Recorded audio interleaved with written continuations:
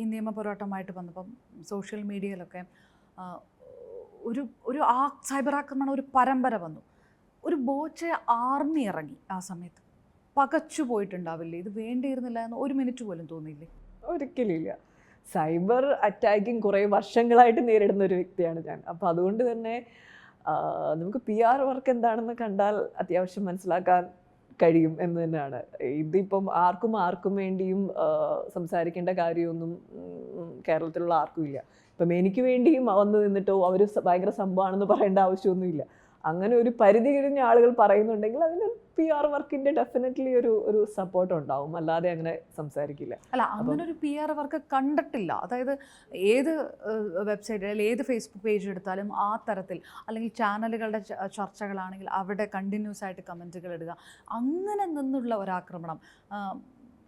ഇത് ചാനലിൽ ചർച്ചയ്ക്ക് വരുന്നവർ പോലും ആ തരത്തിലുള്ള കമന്റുകൾ എടുത്തിട്ട് പറയും.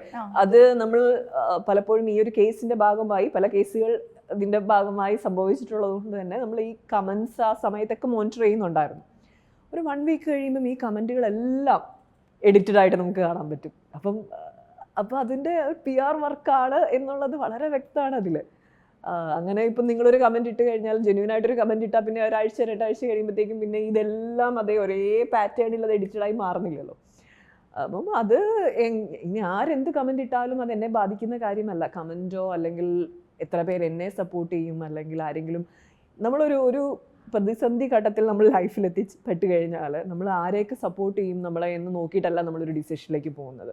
എനിക്ക് ശരി എന്താണ് എന്നുള്ളത് മാത്രം ചിന്തിച്ച് പോവുക എന്നുള്ളതേ ഉള്ളൂ. ഈ കേസുമായിട്ട് മുമ്പോട്ട് പോയപ്പോഴും അങ്ങനെ തന്നെയായിരുന്നു എൻ്റെ. ഡെഫിനറ്റ്ലി അത് കഴിഞ്ഞിട്ടുള്ള അതിൻ്റെ ഏത് രീതിയിൽ അതിൽ മാറ്റം വരാമെന്ന് നമുക്കറിയില്ല. അതൊക്കെ സംഭവിക്കേണ്ട കാര്യമാണ്. ഞാൻ 100% ജെന്യുവിനാണ് ഞാൻ ഈ ഒരു കംപ്ലൈൻറ്റുമായിട്ട് മുമ്പോട്ട് പോയപ്പോൾ.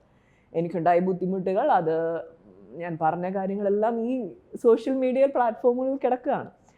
ഞാൻ അത്ര മാത്രമേ നോക്കിയിട്ടുള്ളൂ. പിന്നെ ഏറ്റവും സപ്പോർട്ടീവായിട്ട് എൻ്റെ അപ്പനും അമ്മയും എൻ്റെ കൂടെയുള്ള ആളുകളും എന്നോടൊപ്പം ഉണ്ട്. അത്രയേ ഉള്ളൂ. അതിനപ്പുറത്തേക്ക് ആരൊക്കെ എന്നെ സപ്പോർട്ട് ചെയ്തു, ഒത്തിരി ആളുകൾ സപ്പോർട്ട് ചെയ്തു.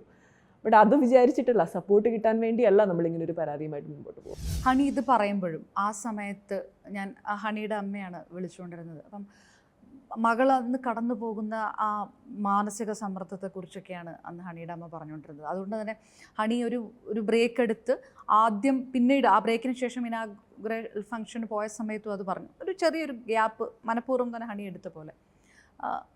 വല്ലാത്തൊരു മെൻ്റൽ ട്രോമ. തീർച്ചയായിട്ടും.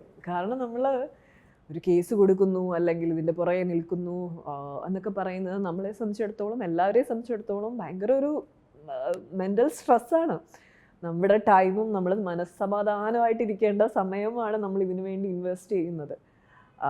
എന്നെ സംബന്ധിച്ചിടത്തോളം ഈ ഒരു വിഷയം ഞാൻ അഡ്രസ്സ് ചെയ്ത് മുമ്പോട്ട് വരുന്നതിന് മുമ്പാണ് ഞാൻ ഏറ്റവും സഫർ ചെയ്തിട്ടുള്ളതെന്ന് എനിക്ക് പറയാൻ പറ്റും. കാരണം അത് നമുക്ക് ഭയങ്കര ഫ്രസ്ട്രേറ്റഡ് ആയിട്ടുള്ള ഒരു അവസ്ഥയാണ്. നമ്മൾ രാവിലെ എഴുന്നേറ്റ് നോക്കുമ്പം ഇങ്ങനെയുള്ള കാര്യങ്ങളാണ് നമുക്ക് കാണുന്നത്. ഇന്ന വ്യക്തി നിങ്ങളെപ്പറ്റി ഇങ്ങനെയാണല്ലോ പറഞ്ഞേക്കുന്നത് എന്നും പറഞ്ഞ് കുറേ സാധനങ്ങൾ നമുക്ക് അയച്ചു തരുന്നു. ഇതിൻ്റെ റീസൺ എന്താണെന്ന് നമുക്ക് മനസ്സിലാവുന്നില്ല. നമ്മൾ പറഞ്ഞിട്ടും വീണ്ടും വീണ്ടും ഇതിങ്ങനെ ആവർത്തിക്കപ്പെടുന്നതിൻ്റെ റീസൺ എന്താണെന്ന് പോലും നമുക്കറിയില്ല. ഇത് വീണ്ടും കാണുന്നു, ഇത് ആഘോഷിക്കപ്പെടുന്നു, അല്ലെങ്കിൽ ഇതേ രീതിയിലുള്ള ഈ പല കാര്യങ്ങളും ഇത് ഏറ്റെടുത്തിട്ട് വീണ്ടും നമ്മളെ അറ്റാക്ക് ചെയ്യപ്പെടുന്നു. അതിങ്ങനെ കണ്ടിന്യൂസ് ആയിട്ട് സംഭവിച്ചുകൊണ്ടിരിക്കുകയാണ്. അപ്പോൾ ഇതിൻ്റെയൊക്കെ ഒരു വിഷമം നമുക്കുണ്ട്.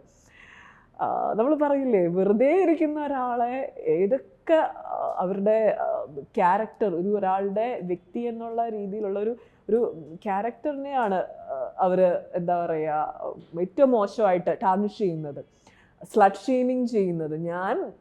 എനിക്കിഷ്ടം കംഫർട്ടായിട്ടുള്ള ഒരു വസ്ത്രമിട്ട് ഇനാഗുറേഷൻ ചെയ്യുന്നതിൻ്റെ പേരിലാണ് ഇതെല്ലാം ഞാൻ കേൾക്കേണ്ടി വരുന്നത്.